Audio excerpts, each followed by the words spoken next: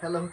आज यो हाम्रो बारीमा मैले आजभन्दा 1 वर्ष अगाडि सानो परवलको बिरुवा ल्याएर रोपेको थिएँ।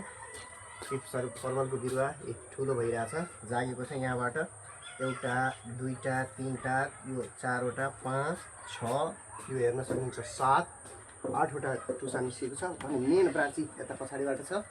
यो परवलको एउटा यो सानो लहरा यता तलैतिर जाँदै थियो। यसलाई आज अहिले हामीले माथि हालिदिनुपर्छ।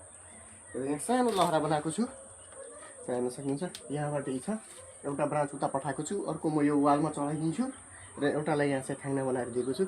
यहाँ हेर्न सक्नुहुन्छ। खै क्यामेरा नजिक लानु त म्याम।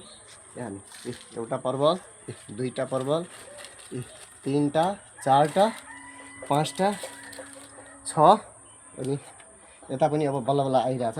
अहिले भर्खर यो फर्स्टै सिजन हो, त्यही भएर यस्तो रहेछ।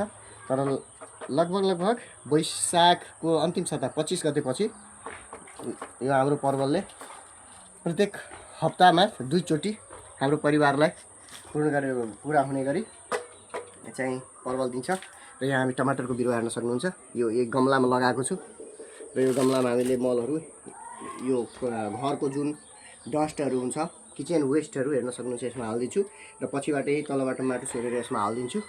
र त्यसैमा एउटा आफै बिरुवा उम्रेको छ। यसमा हेर्नुहोस्, लटरम्म टमाटर फलेको छ। यस्तै हो, किचन गार्डनिङ छ। टाइम पास त गर्नुपर्ने पर्यो नि त बिचमा छुट्टीमा। बाई।